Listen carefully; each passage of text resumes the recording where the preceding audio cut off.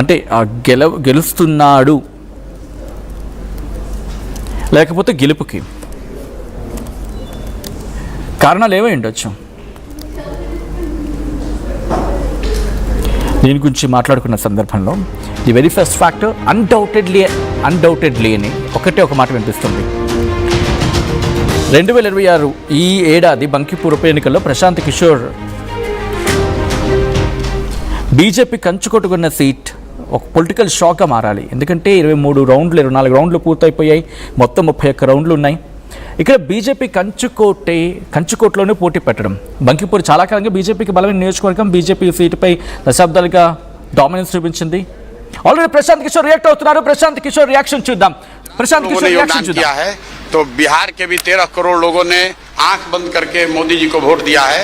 तो जितनी चिंता उनको गुजरात की है उतनी थोड़ी चिंता उनको बिहार की भी करनी चाहिए. बिहार के जो 1 करोड़ से ज्यादा बच्चे बाहर मजदूरी कर रहे हैं उनकी चिंता होनी चाहिए. बिहार के लिए कोई एक स्पेशल प्रोग्राम बनाना चाहिए ताकि बिहार से पलायन बंद हो. कोई भी बच्चा यहाँ से 10-15 हजार रुपए के लिए अपने घर परिवार समाज को छोड़कर उसको गुजरात, बॉम्बे, दिल्ली, कलकत्ता, कोयम्बटूर, तमिलनाडु, कर्नाटक न जाना पड़े. इसी उद्देश्य को लेकर हम लोग यहाँ आए हैं. और आज की जीत उसी बात को फिर से मजबूत करने के लिए है कि एनडीए को, भाजपा को लोगों ने जिताया है. अब भाजपा के नेतृत्व की ये जिम्मेवारी है कि किसी ऐसे व्यक्ति को बिहार का मुख्यमंत्री बनाए जो कि बिहार में रोजगार लाए, बिहार में शिक्षा की स्थिति को सुधारे, भ्रष्टाचार कम हो और सबसे बढ़कर पलायन बंद हो. ये सीधा मैसेज है. 30 बरस का जो गढ़ है वो सिर्फ 30 दिनों में ढह गया. वो सिर्फ इसलिए ढहा है कि बिहार के लोग भी चाहते हैं कि अब 4 किलो 5 किलो अनाज और जाति से ऊपर उठकर हम लोग के बच्चों के पढ़ाई रोजगार के लिए केंद्र सरकार और राज्य सरकार काम करे. अगर वो काम नहीं करेंगे तो आगे चुनाव के परिणाम उनको ऐसे ही देखने को मिलेंगे.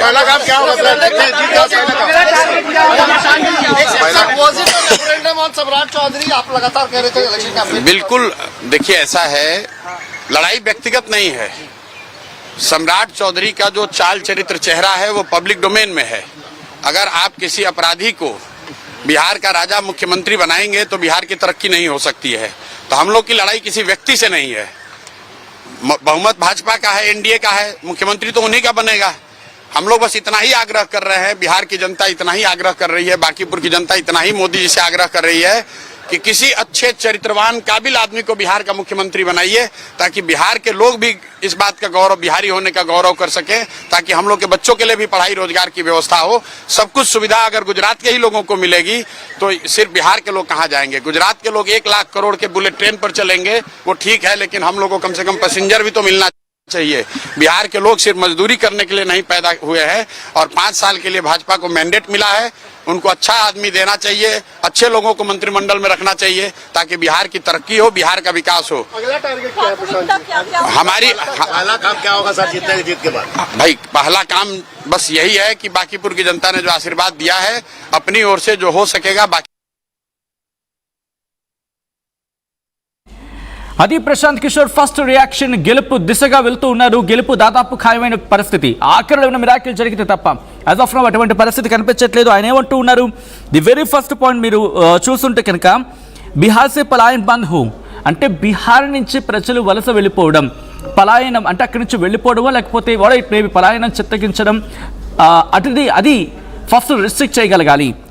దాంతోపాటు రోజ్గారీతో పాటు భ్రష్టాచార్ అంటే వాళ్ళకు ఉద్యోగ అవకాశాలు కల్పించాలి, అవినీతిని నిర్మూలించాలి.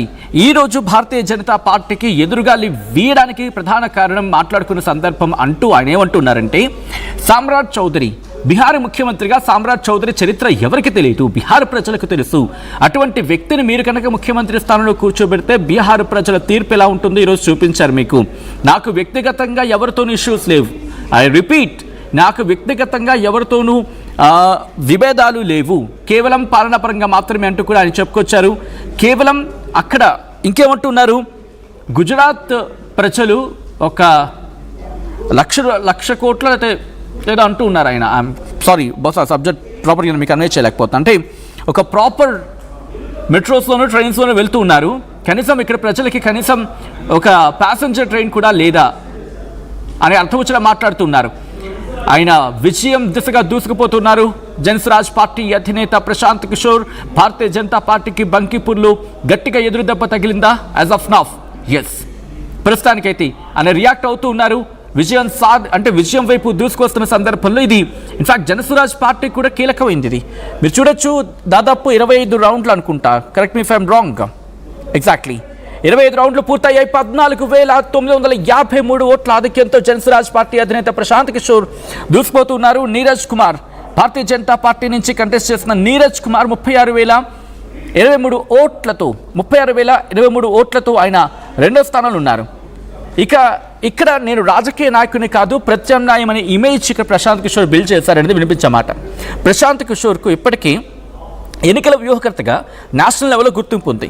కానీ 2025 బీహార్ అసెంబ్లీ ఎన్నికల్లో జనసురాజ్ పార్టీ ఒక్క సీటు కూడా గెలవలేదు. మొత్తం ఓట్ షేర్ కూడా సుమారు ఐ థింక్ 3% to 4% మధ్యలో మాత్రమే ఉంది.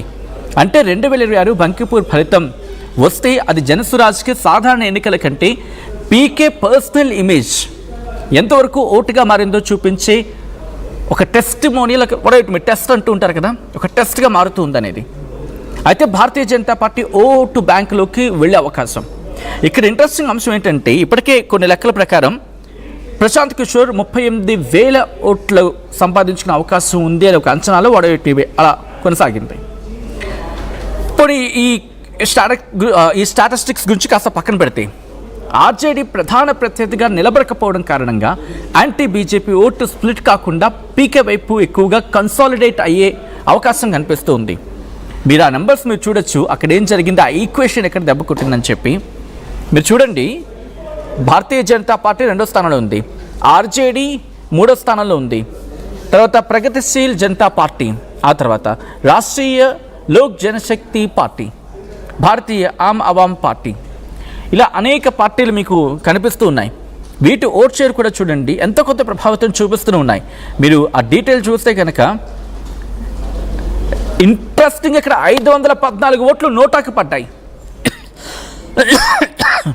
514 ఓట్లు నోటాకి పడ్డాయి. ఇక్కడ 514 అంటే దాదాపుగా 6వ స్థానం, ఎస్ 7వ స్థానం. నోటాకి 514 అంటే 7వ స్థానంలో ఉంది నోటా.